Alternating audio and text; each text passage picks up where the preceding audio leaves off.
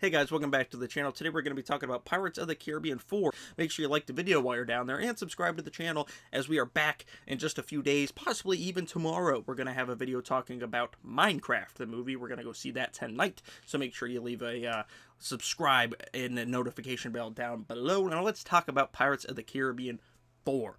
This one was interesting because I started watching it and it almost felt like a quasi reboot. It came out 4 years after the third one, so it had been a while, and most of the characters that I liked in those first three were nowhere to be found. It picks up with Jack Sparrow and Gibbs, so those two were there, but that's almost it. Like, those two and Captain Barbossa are kind of the only crossover with the other films. Like, Will Turner's not around, Keira Knightley's character, Elizabeth Swann's not around, all the other pirates from the Black Pearl, not around, so it's basically just those three. Other than that, this almost just felt like almost a soft reboot of the franchise, because there's a new love interest for Jack, played by Penelope Cruz, who I thought did a fantastic job. Like, I kind of think she's underrated sometimes. Like, I feel like sometimes people just look at her and think like, hey, eye candy, she's a beautiful woman, but she's a really damn good actress in certain roles, and it's kind of funny that she's in this one and then her husband Javier Bardem is in the next one, so that's kind of a cool connection. And I just want to say, right at the beginning, I was like, I don't know how to feel about this one, because like I said, a lot of the characters that I love just weren't there, and they went full Johnny Depp at the beginning, like stupid makeup, over the top, like Captain Jack's already makeup and over the top, but I mean full on mid 2010s, just meh, Johnny Depp, like Dark Shadows, Mordecai, like that Johnny Depp. That's the first 10 minutes of this movie. He's like playing it off like he's like a judge, and it was really dumb. Like, none of these people are like, hey, that judge looks different than he normally does, or hey, why is the judge wearing eyeliner all of a sudden? That's kind of weird. Hey, why does the judge have gold teeth? Like, no one was like thinking about that at all. I get it's a fun family adventure movie, but come on, that was a little ridiculous. Did not love that whatsoever. But then it does lead into a fun scene where Jack's talking to, I don't know the character's name, President Fatty, or what would it be over there? I don't know. We'll just call him President Fatty. He plays the uncle in Harry Potter as well, and he was bugging me. He was like an 80s cartoon villain, fatting up the place, like eating a fucking chicken leg or something while he's doing it. Sorry for the language. But then things get interesting because Barbossa walks in, and he's a part of, like, the Royal Navy, and it was like, okay, where's this going? And, by the way, Jeffrey Rush, he was starting to look old in this one. He was starting to look his age in this one, and that's fine. Jeffrey Rush is a great actor, and he was getting old at the time, so he was starting to look his age, but this leads into a, Pirates of the Caribbean signature, chase scene, chasing Jack Sparrow around, and that kind of sets up the whole thing. They're all after the Fountain of Youth, because no one ever wants to die. And I said about Penelope Cruz's character earlier, well, she plays the daughter of Blackbeard. That's right, one of the most infamous pirates of real life. Blackbeard shows up in this film, played by the great Ian McShane. I might be a little biased because of his last name, but Ian McShane, I love that guy.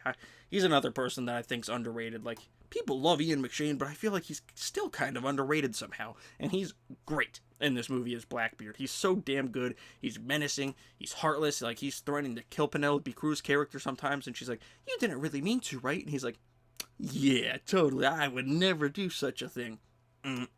Like, he's so good in this film. Him and Johnny Depp going after each other. Like, it's so much fun. I almost wish, like, those two would be in a movie together that's not Pirates of the Caribbean, to see what that would be like. That'd be really cool.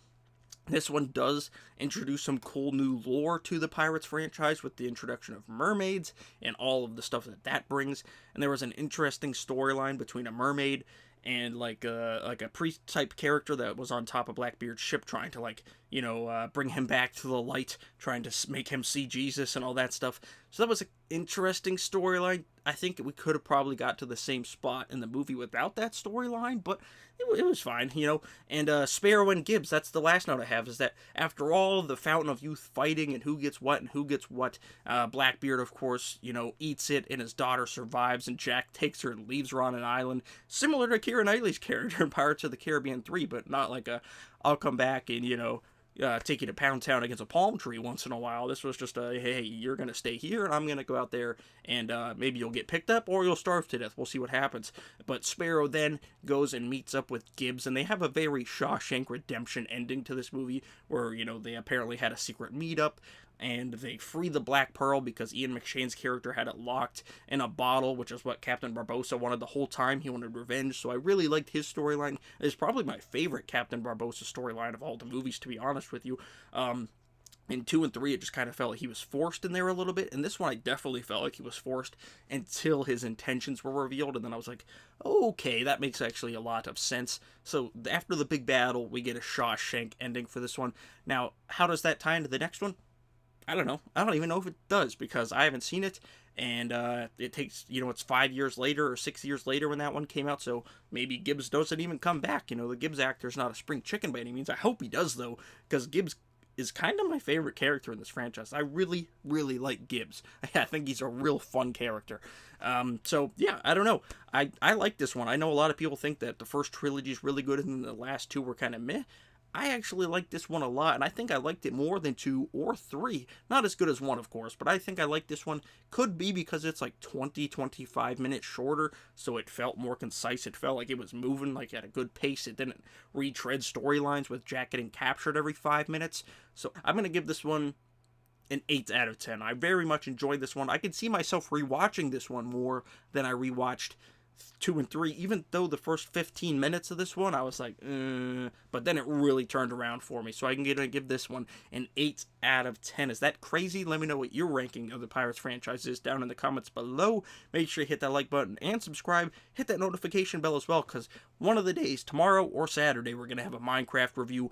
Then next week we'll have a Pirates of the Caribbean 5 review, and then we're going to start jumping into another franchise I've never seen, Mission Impossible. So make sure you hit the subscribe button for all that stuff. Thank you guys for watching. I'll see you guys right here next time.